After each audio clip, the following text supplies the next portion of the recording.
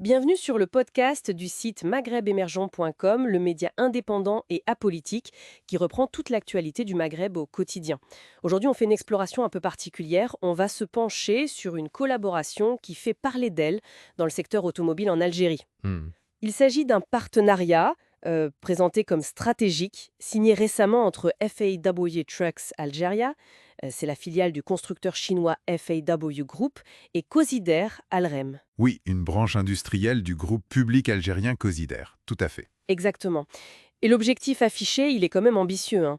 Développer un système de manutention nationale intégré et produire localement des pièces détachées. Ça mérite qu'on s'y arrête un peu. Absolument, c'est un rapprochement intéressant. Justement, ce qui frappe d'abord, c'est ce mariage entre, d'un côté, un acteur algérien comme Cosider Alrem, qu'on connaît pour son travail sur les pièces, et de l'autre, un géant chinois des poids lourds, FAW Trucks. Ce n'est pas si courant-ci. Non, c'est vrai, et l'annonce parle même de pièces innovantes dès 2025. Oui. Alors, qu'est-ce qui donne à cet accord sa portée particulière? Je dirais d'abord son caractère vraiment stratégique. Ce n'est pas juste un contrat commercial classique. D'ailleurs, la signature officielle, elle a eu lieu au ministère de l'Industrie. Le ministre était là, Sifi Grid, et le PDG de Cosider Alrem, Nassim Ben Moussa. Ça montre l'importance donnée au projet. D'accord, ça pose le décor. Voilà. Et l'objectif principal, celui qui est mis en avant, c'est vraiment de soutenir et développer un système de manutention nationale intégré en Algérie. Système de manutention intégré. Qu'est-ce que ça veut dire, concrètement?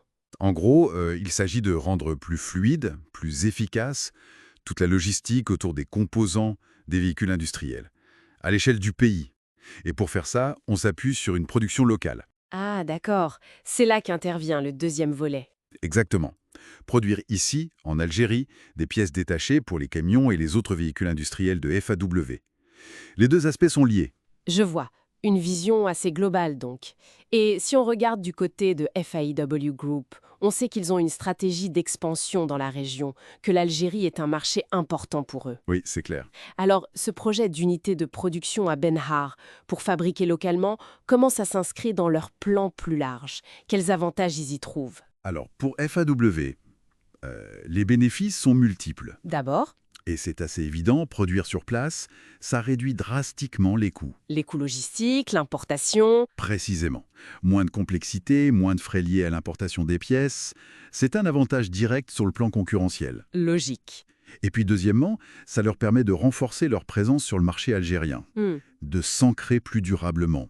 Pour eux, l'Algérie, c'est un peu une tête de pont, un hub potentiel pour l'Afrique du Nord, voire au-delà. Mhm. Et en s'associant avec Cosider Alrem, ils choisissent un partenaire industriel national qui connaît le terrain, qui est déjà établi. C'est malin, ça facilite l'intégration locale. D'accord. Donc FAW sécurise sa chaîne d'appro, on peut dire, et sa position sur le marché.